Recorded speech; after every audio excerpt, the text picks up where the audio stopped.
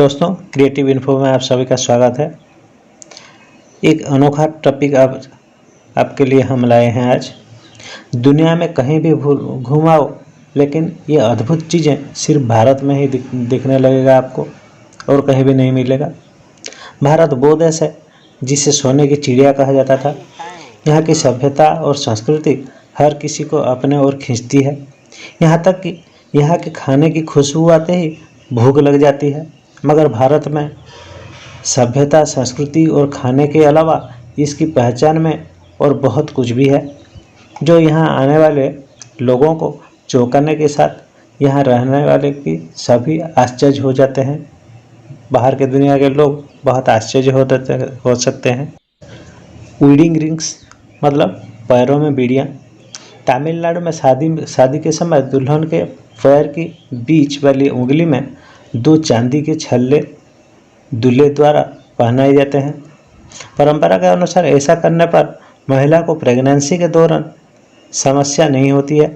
मगर सोने के छल्ले ये नहीं पहने जाते हैं, क्योंकि हिंदुओं के लिए सोना देवी लक्ष्मी का प्रतीक माना जाता है। फिर आता है पब्लिक प्लेस में पुरुषों का एक दूसरे का हाथ पकड़ना। भारत में पुरुषों को सड़कों पर हाथ पकड़ते हुए दिखना आसान है और ये आम भी है। ये 2 सच्चे दोस्तों के बीच स्नेह को दिखाता है। मगर एक पुरुष और एक महिला का हाथ पकड़ना थोड़ा गंभीर बात है, जिसे सार्वजनिक अच्छे तौर पर नहीं देखा जाता। फिर आता है टावर ऑफ साइलेंस। पारसी धर्म के अनुसार पृथ्वी और आग दोनों को पवित्र माना जाता है। इस कारण से उन्होंने दखमा का निर्माण किया, जिसे टावर ऑफ साइलेंस भी कहा जाता है, ताकि उन्हें सबको जलाना या दफनाना ना पड़े। इसलिए ऊंचे और गोलाकार बने इस टावर में शवों को रखकर उन्हें चील और कौवा को हवाले किया जाता है। हालांकि टावर ऑफ साइलेंस वर्तमान में केवल भारत में ही उपलब्ध है और यहाँ ही उपयोग किया जाता है। दुनिया का सबसे फिल्म इंडस्ट्री भी भारत में ही है। मुंबई में स्थित बॉलीवुड भारतीय हिंदी भाषा की सबसे बड़ी फिल्म इंडस्ट्री है और यहाँ हर साल हजारों फिल्म का निर्माण किया जाता है। 2012 में बॉलीवुड फिल्मों के निर्माण में हॉलीवुड से आगे निकल चुका था। बॉलीवुड शब्द बॉम्बे और हॉलीवुड से मिलकर बना है। अनजान पुरुष। मौर्य सम्राट अशोक के 9 अनजान पुरुष 9 रत्नों की तरह थे, जिन्हें 270 ईसा पूर्व के आसपास का माना जाता है। इन सभी के पास विशेष ज्ञान था, जिसके जरिए सम्राट अशोक अपने सभी कामों को अंजाम देते थे।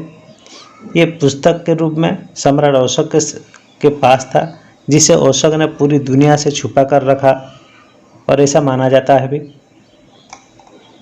फिर आता है लद्दाख की मैग्नेटिक हिल। मैग्नेटिक हिल एक साइक्लोन हिल है जो भारत के लद्दाख में लेह के पास स्थित है।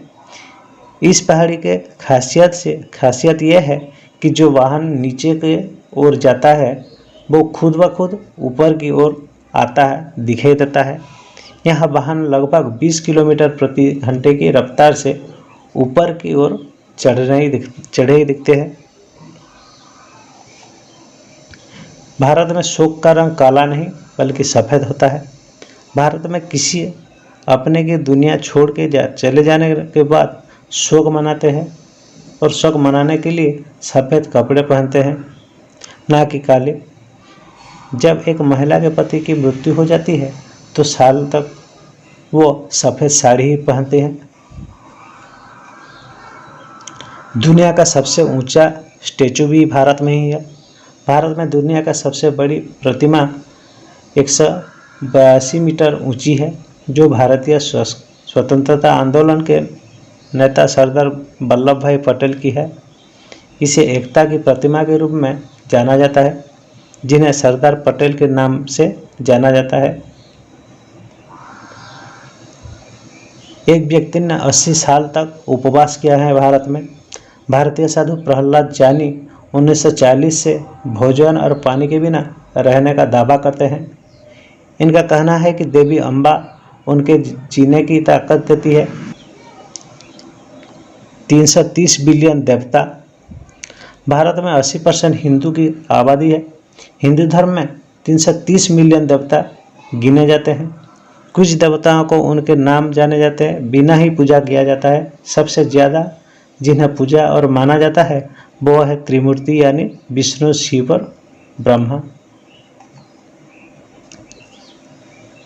विवाहित महिला के 16 श्रृंगार। शादी करने के बाद ही महिलाएं 16 श्रृंगार करती है, जिसे 16 श्रृंगार कहा जाता है।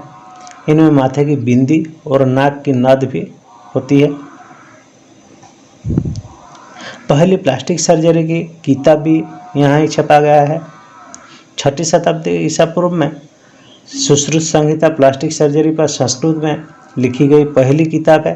इसमें ये बताया गया है कि आधुनिक प्लास्टिक सर्जरी में होठों और नाक को दोबारा से सर्जरी के जरिए बनाया जा सकता है। फिर आता है कुंभ मेला। 130 मिलियन लोगों की तीर्थ यात्रा। कुंभ मेला भारतीय हिंदू सभ्यता के अनुसार हर 12 साल में होता है। इसे दुनिया का सबसे बड़ा मेला माना जाता है। पिछले कुंभ मेला में लगभग 130 मिलियन लोगों की भीड़ जमा हुई थी। फिर है थर्ड जेंडर। भारत में प्राचीन काल से ट्रांसजेंडर या ट्रांससेक्सुलर एक इतिहास रहा है। इन्हें यहाँ कई नामों से पुकारा जा सकता है। अप्रैल 2014 में भारत के सर्वोच्च न्यायालय ने एक विशेष कानून में ट्रांसजेंडर्स को पासपोर्ट्स और अन्य अधिकारी दस्तावेज के संबंध में तीसरे लिंग के रूप में यानी थर्ड जेंडर के मान्यता दी थी।